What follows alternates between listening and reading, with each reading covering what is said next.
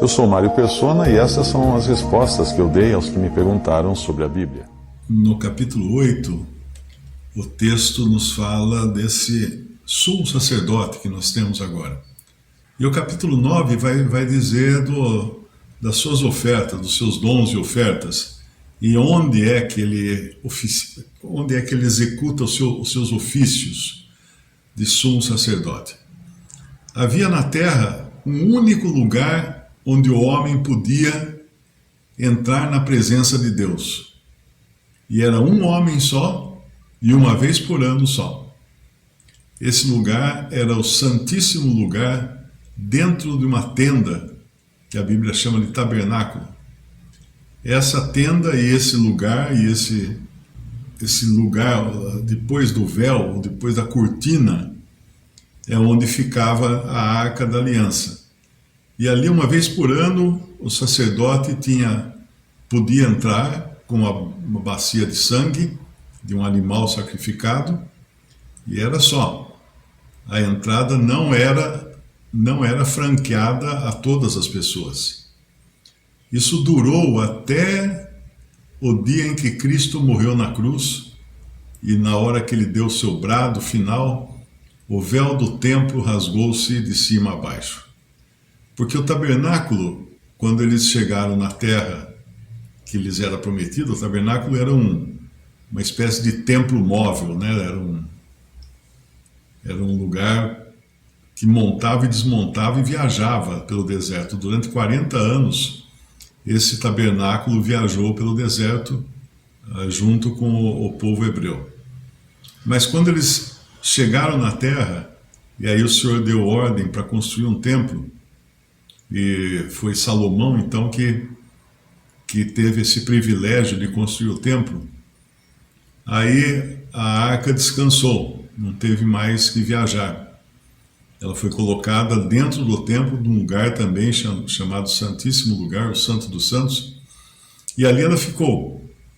E continuavam os mesmos ofícios sacerdotais ali no templo físico, lá em Jerusalém. Que era uma vez por ano, o sacerdote podia entrar no Santo dos Santos com o sangue e borrifar esse sangue na tampa da arca, chamada de propiciatório. Então nós temos uma tenda no deserto, que foi construída segundo as instruções do Senhor, que é chamado de tabernáculo, né? Ela era tinha uma espécie de cerca em redor dela, com colunas para segurar o tecido que fechava toda a área, né, o perímetro do tabernáculo. E depois, no meio desse terreno que era cercado, havia a tenda propriamente dita. Na tenda tinha algumas coisas, não tinha cadeira. Importante lembrar isso. Inclusive, quando nós lemos lá em 1 Samuel, que já é um tempo de declínio, ali nos fala do sacerdote que caiu da cadeira quando soube que os filisteus tinham roubado a arca. Ele cai da cadeira e quebra o pescoço e morre. E aquela cadeira que aparece ali dentro do templo é uma coisa estranha, porque não havia na mobília do templo uma cadeira, do tabernáculo não havia uma cadeira. O que tinha lá era uma mesa com os pães da proposição, com 12 pães colocados nessa mesa, que representavam então as 12 tribos de Israel. Eles eram chamados de pães da proposição, porque eles eram oferecidos a Deus, né, colocados diante de Deus. Depois tinha também um candelabro com sete pontas, né, 7 braços que apontavam para cima e mantinha aceso com óleo, com azeite. Aí tinha também o altar de ouro do incenso, um altar para queimar incenso onde era queimado incenso de manhã e à tarde, todos os dias. Daí tinha um véu que separava esse primeiro lugar do tabernáculo. Depois tinha um véu para poder entrar no segundo lugar, e esse véu era todo tecido, todo enfeitado, né? E esse véu separava então esse primeiro aposento, separava do outro aposento, que era aquele que era vedada a entrada, e só podia entrar lá o sacerdote uma vez por ano, que era o Santo dos Santos, ou o Santo Lugar. Ali ficava então a Arca da Aliança, que era uma caixa de madeira, revestida de todos os lados com ouro, e em cima dela havia uma tampa chamada de propiciatório, com duas imagens de querubins, dois querubins, um olhando para o outro, ajoelhados em cima dessa tampa, desse propiciatório. Esse propiciatório, a gente imagina, ele era todo de ouro também, né? Todo revestido de ouro, mas não imagine um ouro, uma coisa bonita, como a gente vê nos desenhos, nas obras de arte, né? Uma arca toda bonita, com uma tampa toda lustrosa, assim, toda bonita, porque ali uma vez por ano o sacerdote borrifava sangue. E esse sangue ia formando uma crosta ali, ia ficando ali aquele sangue em cima dessa arca.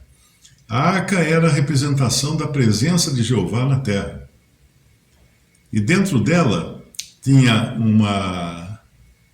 um pote contendo maná, que os judeus colhiam no deserto para se alimentar. Tinha também a vara de Arão, que floresceu, que era a vara de graça, né? E as duas pedras da lei, onde estavam gravados os principais mandamentos da lei, os 10 mandamentos.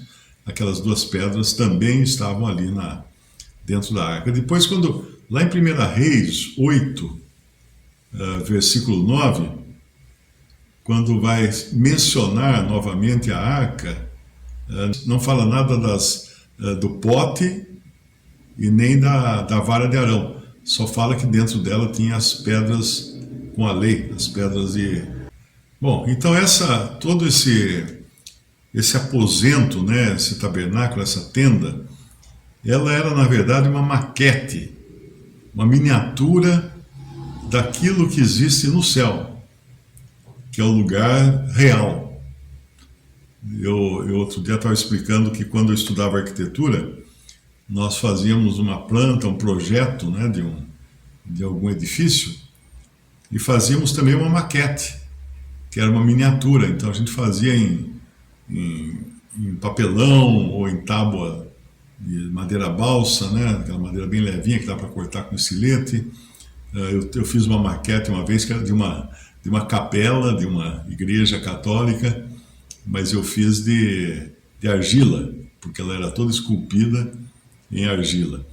Então, e às vezes tinha maquete de edifícios também, de casa, e a maquete representava o que seria aquele edifício depois de construído. Era esse o papel da maquete. Hoje você tem isso tudo em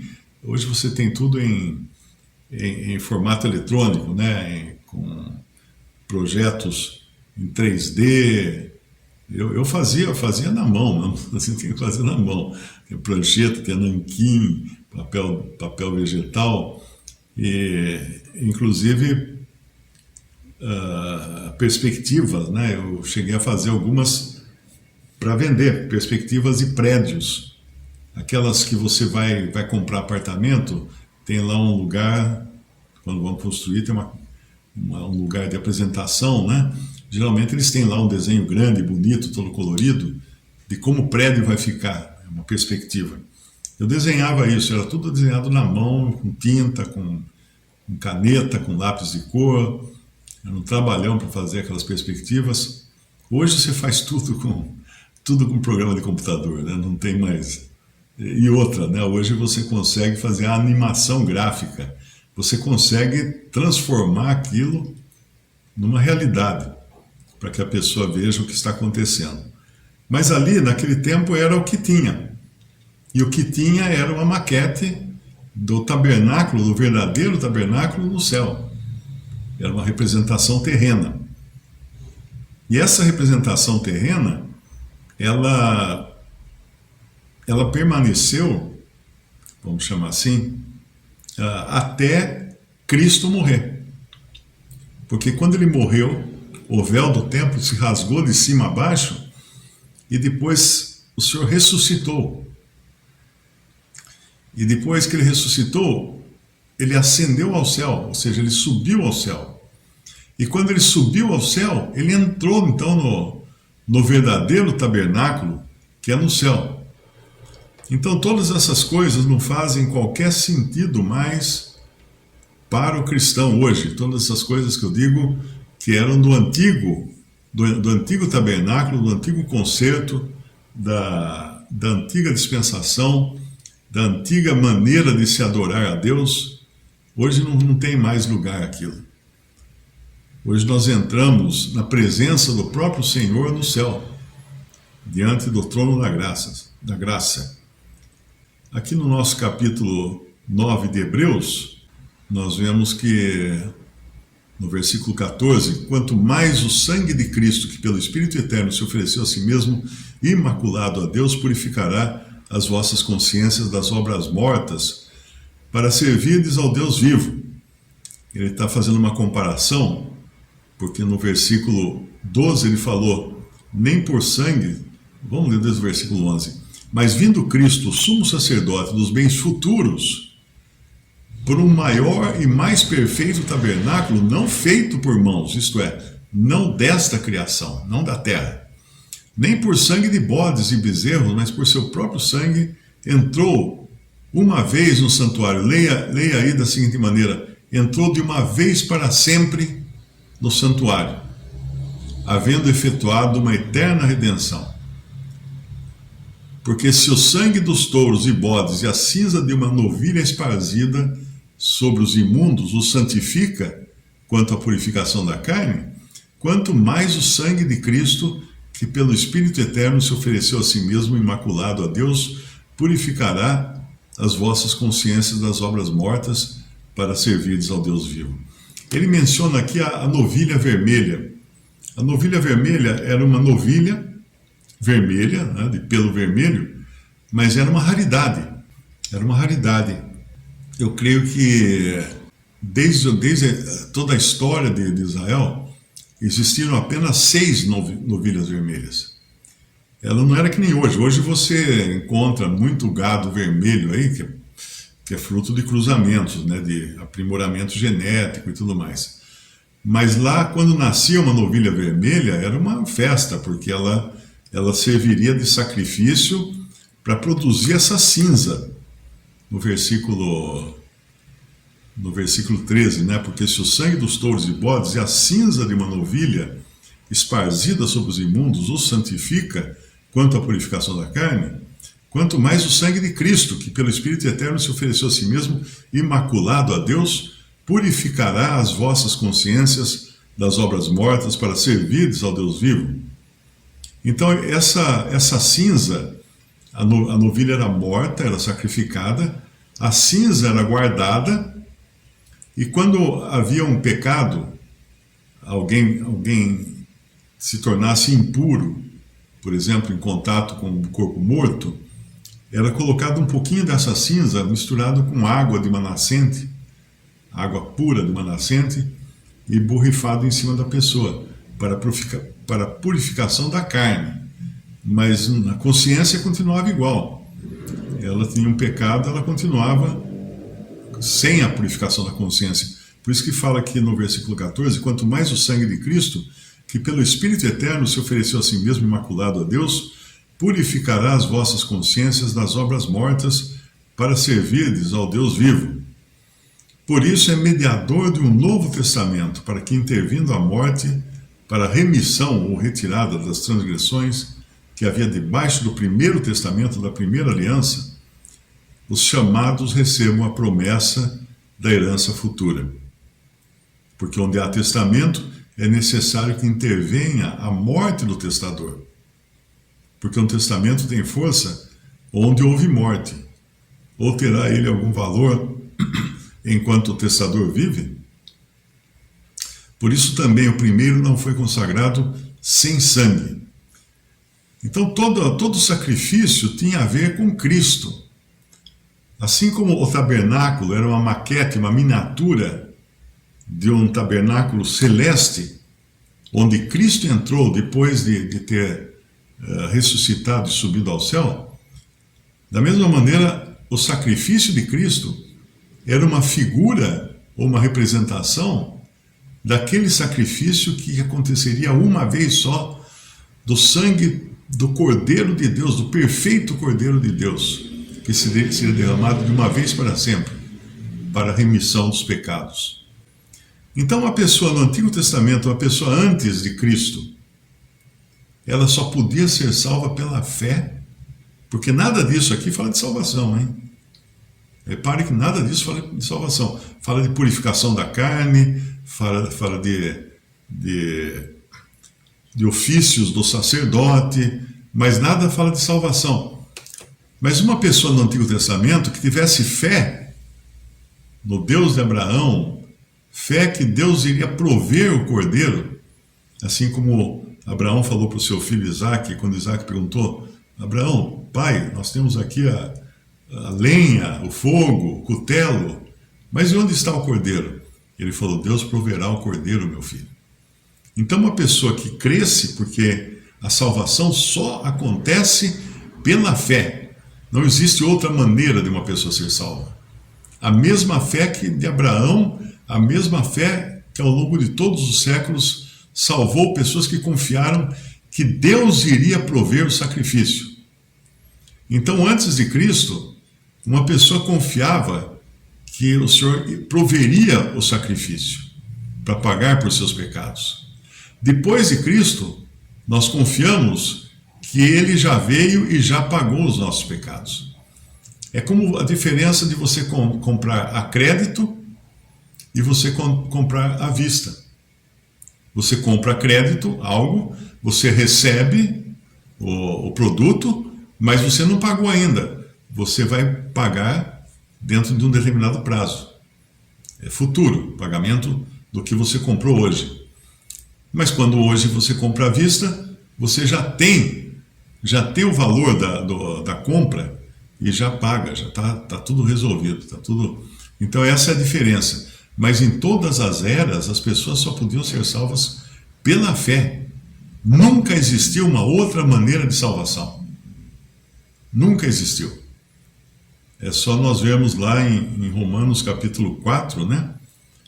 Versículo 1. Que diremos, pois, ter alcançado Abraão, nosso pai, segundo a carne? Porque se Abraão foi justificado pelas obras, tem de que se gloriar, mas não diante de Deus. Tem diante de quem se gloriar. De quem se gloriar? Dos homens. Né? Se ele fosse justificado por obras. Aí entra, inclusive, aquele diálogo lá de Tiago, capítulo 2. Tens tu fé? Me mostra a tua fé pelas tuas obras, e eu te mostrarei a minha fé pelas minhas obras, ou alguma coisa assim. Porque na justificação horizontal, para um homem ser justificado diante de outro homem, ele precisa ter obras para comprovar sua fé. Mas na justificação vertical do homem para com Deus, não precisa de obras, porque Deus conhece o coração. Ele sabe se é ou não real aquela fé. Porque se Abraão foi justificado pelas obras, Romanos 4:2, tem de que se gloriar, mas não diante de Deus. Pois que diz a Escritura? Creu Abraão em Deus, e isso, o fato de ter crido em Deus, lhe foi imputado, lhe foi depositado como justiça.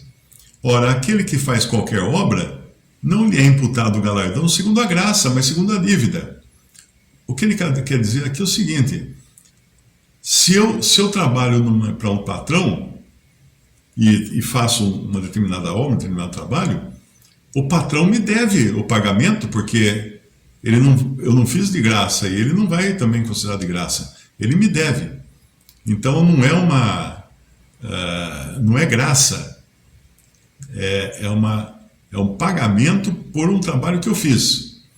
Agora, na salvação, não é isso. Porque senão nós faremos Deus devedor do salvo. Porque se eu cumprir a minha parte, então agora eu posso cobrar do Senhor. Falar, Senhor, eu fiz tudo, agora me dê aí a salvação. Perdoa os meus pecados. Eu vou me tornar, então, tipo uma relação patrão-empregado. E não é assim, a graça não é isso. Aquele que não pratica, no versículo 5, mas aquele que não pratica, mas crê naquele que justifica o ímpio. Muita atenção para esse versículo aqui. Deus justifica o ímpio que crê. Não é o bom, é o ímpio. A sua fé lhe é imputada como justiça. Assim também Davi declara bem-aventurado o homem a quem Deus imputa justiça sem as obras, dizendo, bem-aventurados aqueles cujas maldades são perdoadas e cujos pecados são cobertos, bem-aventurado o homem a quem o Senhor não imputa o pecado. Então essa é a fé de Abraão, essa é a fé que salva sempre, desde o começo do mundo. Esse é o único meio de salvação, fé, crer. Não existe outro meio de salvação. Mas voltando lá então ao nosso capítulo 9 de Hebreus, ele vai explicar mais aqui sobre esse tabernáculo e como os ofícios nesse tabernáculo representariam os ofícios do Senhor no verdadeiro tabernáculo no céu. Então no versículo 24 ele fala, porque Cristo não entrou no santuário feito por mãos, figura do verdadeiro, porém no mesmo céu, para agora comparecer por nós perante a face de Deus. Nem também para si mesmo se oferecer se oferecer muitas vezes, como sumo sacerdote cada ano entra no santuário com sangue alheio. De outra maneira, necessário lhe fora padecer muitas vezes desde a fundação do mundo. Mas agora, na consumação dos séculos, uma vez ou de uma vez para todas, se manifestou para aniquilar o pecado pelo sacrifício de si mesmo. E como aos homens está ordenado morrerem uma vez, vindo depois disso o juízo, assim também Cristo, oferecendo-se uma vez para tirar os pecados de muitos, aparecerá segunda vez, sem pecado, aos que o esperam para a salvação. Esse aqui é o versículo para os espíritas, né, os reencarnacionistas. Aos homens está ordenado morrerem quantas vezes? Uma vez.